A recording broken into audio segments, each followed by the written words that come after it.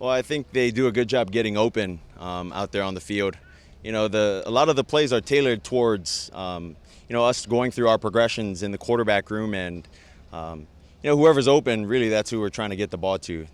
And obviously, it's easier said than done. So you had joint practices with the Bears last week and now with the Pelicans. Are you getting different looks out there now?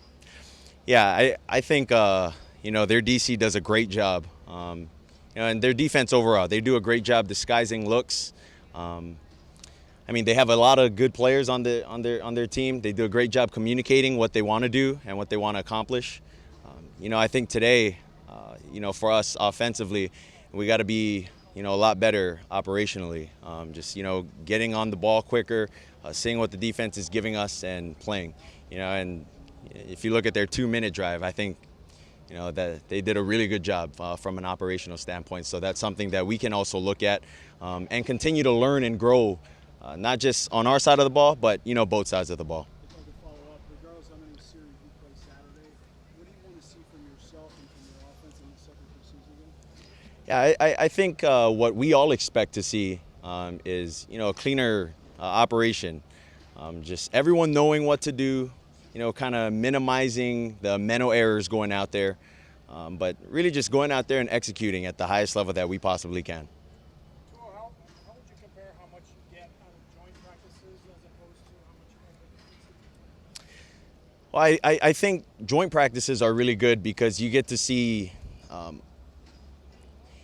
good glimpse of the packages that these coaches have, installed with the players on the defense and with their team.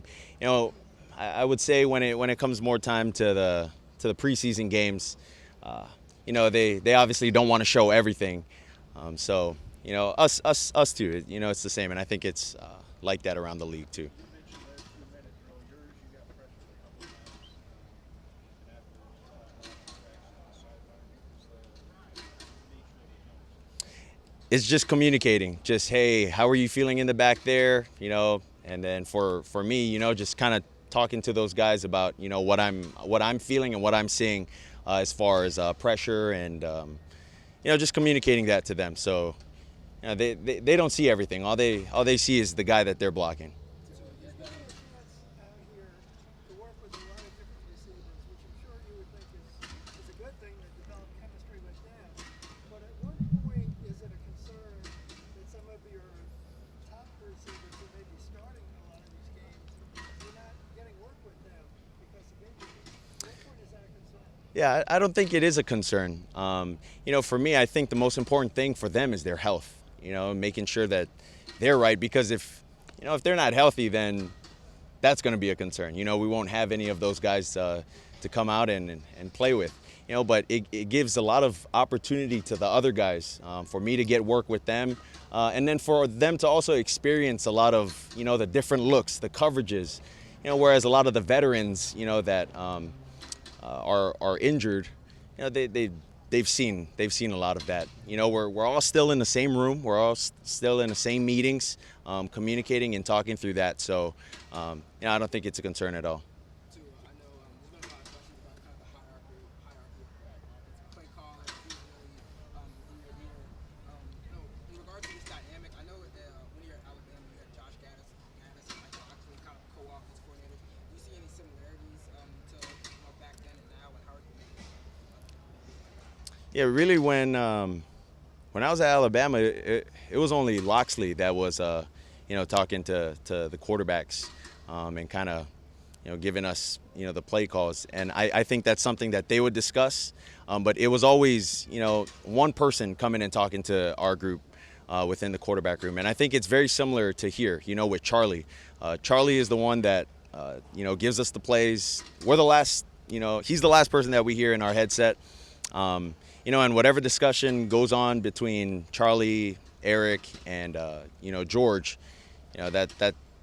that's what they communicate. But the last person that we hear is just Charlie. If I can piggyback on this, when did you begin your relationship with Charlie? Like, was it 7-on-7s, I've read? Yeah, it was when I was in high school at the Elite 11. And what was your interaction with him then and impression of him then? Yeah, I thought Charlie was a good guy. He's a good coach. very fun to be around. And so, when I was able to talk to Flo about, a lot of that, I mean, when he was talking, hey, what do you think about this? I mean, I was all for it. Tua, you had mentioned they disguise their coverages really well. You've seen the Bears defense now, the Falcons. You're going to look at the Bengals next week.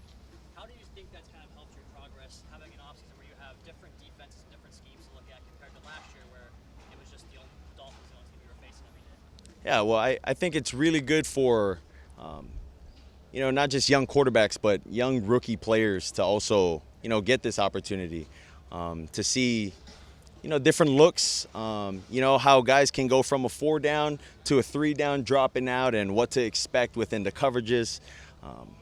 I mean, there's just a lot of things, for us, that's what we've seen. And, we're going to go into the film room later on today, and we'll try to get those things corrected come tomorrow. I noticed in the last preseason game that there were a few moments where you were able to avoid pressure by sort of sensing or feeling where it was coming, but you were able to keep your eyes down the field. What are some of the most specific drills that have helped you improve in that area? And what do you think is a key to always keep in mind on game day in terms of pocket mobility? Yeah, I think Charlie, does a great job with the drills we do beforehand, before practice starts for us, just to get our feet in line, with our arm. But we're never looking down. You always want to look at your target. But I think it just comes with practice. The practices that we've had against our defense, and then also the practices we've had against, the Bears, and then now the Falcons.